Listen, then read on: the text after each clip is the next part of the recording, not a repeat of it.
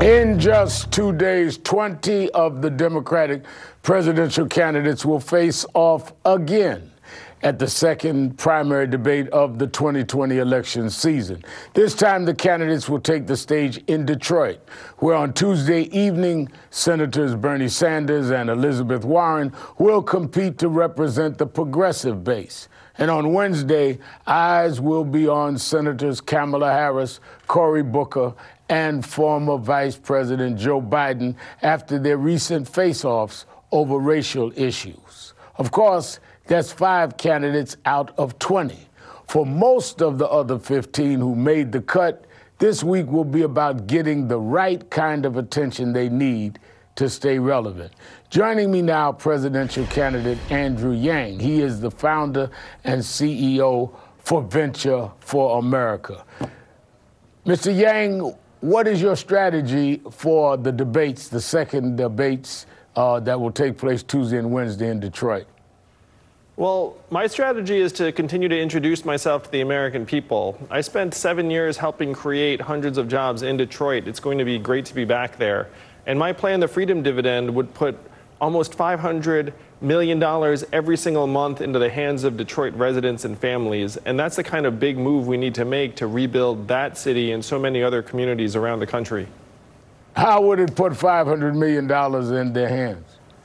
Well, my plan, the Freedom Dividend, as you know, would put $1,000 into the month of every American adult. And that would put hundreds of millions of dollars into the hands of Detroit residents. I've spent so much time in Detroit, and most of the citizens there are still struggling in the wake of the automation and the elimination of millions of manufacturing jobs in Michigan.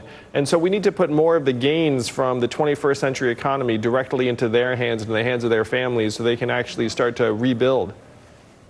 But after they get $1,000 each, and you certainly got some attention saying that, then what? I mean, how far can someone go with just $1,000 coming at first?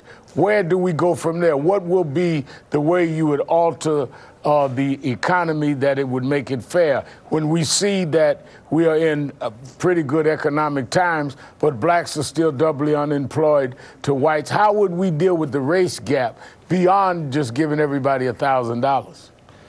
Well, if you think about what $1,000 a month would mean in the hands of every adult, that might be $24,000 in a household with 2 adults, $36,000 if you had an adult child.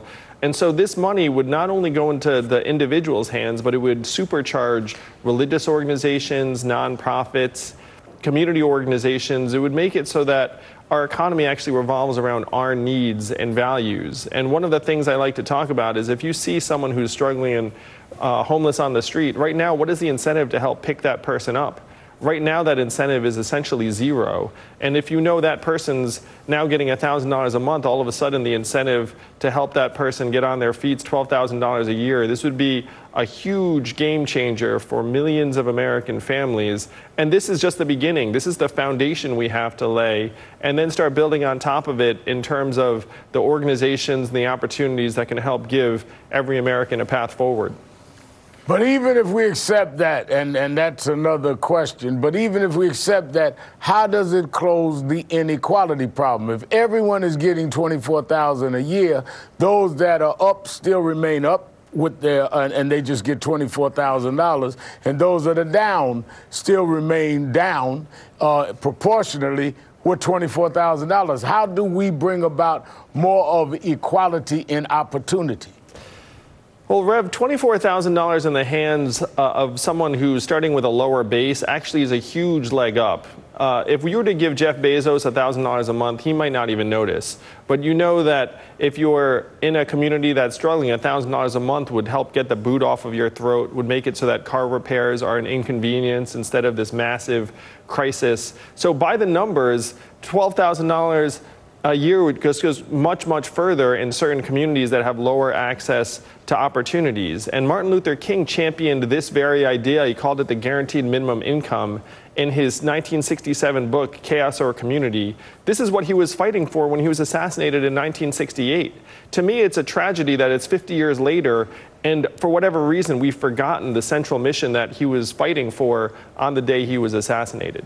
No, that was his book, Where Do We Go From Here, Chaos or Community? But he also talked about enforcing laws where people couldn't discriminate, where opportunities are made available, not just giving money, but also changing the economic imperatives that has generated this inequality. And I'm asking you, beyond the money, how do you propose that we change the institutional inequality that is set in this country? What is your plan for that? So my plan, and I completely agree with you, that the money is just the beginning. What we have to do is we have to rewrite the rules of our economy so that it actually works for our health and well-being. And what you said just now, we're at record high GDP, record high stock market prices. You know what else we're at record highs of? Anxiety, depression, substance abuse, drug overdoses, suicides. This economy is sick. And GDP and stock market prices have no meaning to the vast majority of Americans at this point. So my plan as president is to make it so that the actual measurements of the economy are our health, our mental health and freedom from substance abuse, how clean our air and water are, how we're doing. And if you make those the actual measurements of the economy, then anything that makes us stronger and healthier, anything that makes our kids more successful, that's actually economic progress. And then we'd see just how badly so many Americans are doing, and we can make those changes. We have to get the measurements right. If we continue to follow GDP, we're going to follow GDP off a cliff. What about criminal justice? There are those that are doing well that are still subjected to an unequal and unfair criminal justice system. How would you handle that? I couldn't agree more. And we talked about this a little bit when I saw you the last time. I would get rid of private prisons. It makes no sense to have prisons that actually profit from shoddy treatment of inmates or high recidivism rates. I would pardon anyone who's in jail for a nonviolent marijuana-related offense, and we know most of those people are going to be African American.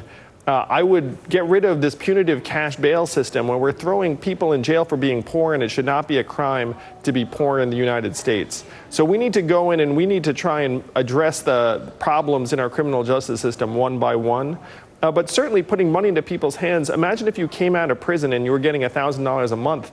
People would actually be excited to see you in a new way, and then your incentive to stay out of criminal activities would be much, much higher, because it's like, hey, I'm getting $1,000 a month thanks to President Yang. Things have changed a lot since I went in.